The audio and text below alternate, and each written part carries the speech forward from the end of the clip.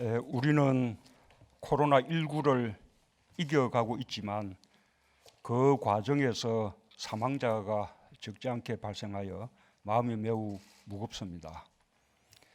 다른 나라에 비해 치명률이 상대적으로 낮다는 것으로 위안을 삼을 수 없습니다. 코로나19로 인해 희생되신 모든 분들과 유족들께 깊은 애도와 위로의 말씀을 드립니다. 방역에서 사망자를 줄이는 노력이 무엇보다 중요합니다. 특히 정신병원과 요양병원, 요양원 등 고령과 기저질환, 약한 면역력 등으로 치명률이 특별히 높은 집단 취약시설에 대한 방역에 각별한 노력을 기울여주기 바랍니다.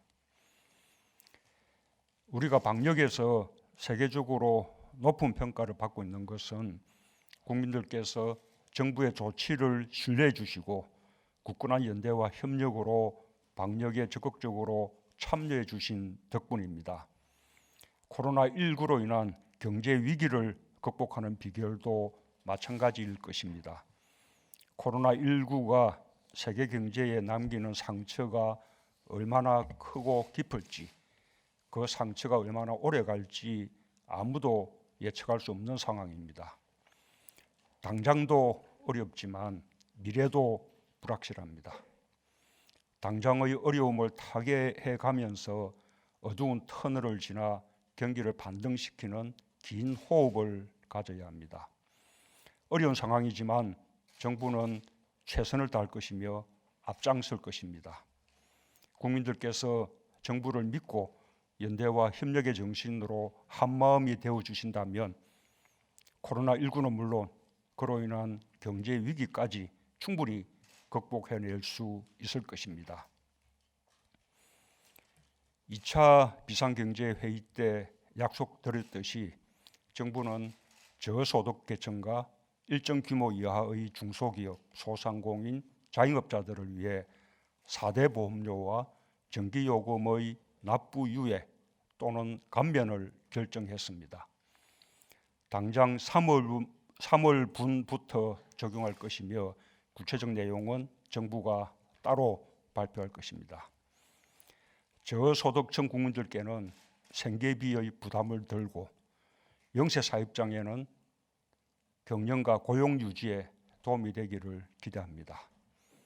또한 고용유지 지원금을 대폭 확대하고 고용안전망의 사각지대에 놓여 있는 취약계층에 대한 다양한 생계지원 대책을 대폭 확충했습니다.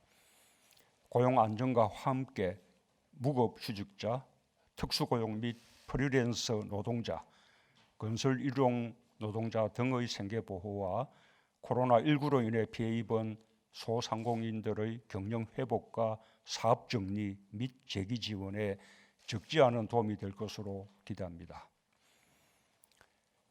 그와 함께 정부는 지자체와 협력하여 중산층을 포함한 소득 하위 70% 가구에 대해 4인 가구를 기준으로 가구당 100만 원의 긴급 재난지원금을 지급하기로 결정했습니다.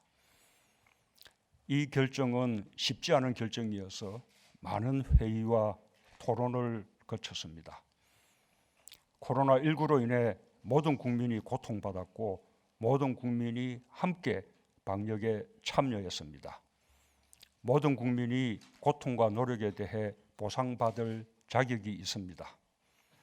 그러나 정부로서는 끝을 알 수 없는 경제 충격에 대비하고 고용 불안과 기업의 유동성 위기에 신속하게 대처하기 위해 재정 여력을 최대한 비축할 필요가 있습니다.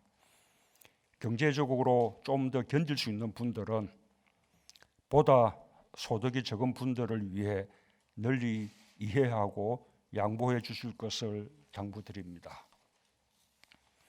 긴급재난지원금은 신속한 지급이 무엇보다 중요하므로 신속하게 2차 추경안을 제출하고 총선 직후 4월 중으로 국회에서 처리되도록 할 계획입니다.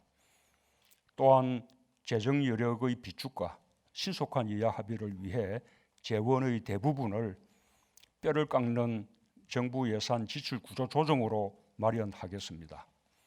국회의 협력을 당부드립니다.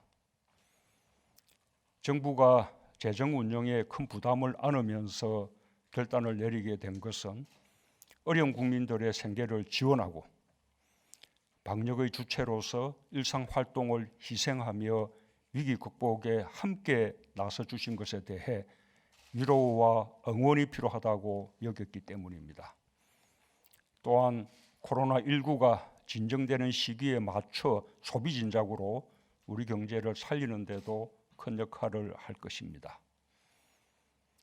어려움 속에서도 서로를 격려해가며 신뢰와 협력으로 재난을 이겨가고 있는 국민들께 한없는 존경과 감사를 드립니다. 또한 정부의 이번 조치가 어려움을 이겨나가는 국민들께 힘과 위로가 되길 바랍니다. 네, 이상입니다. 지금부터는 회의를 비공개로 진행하겠습니다.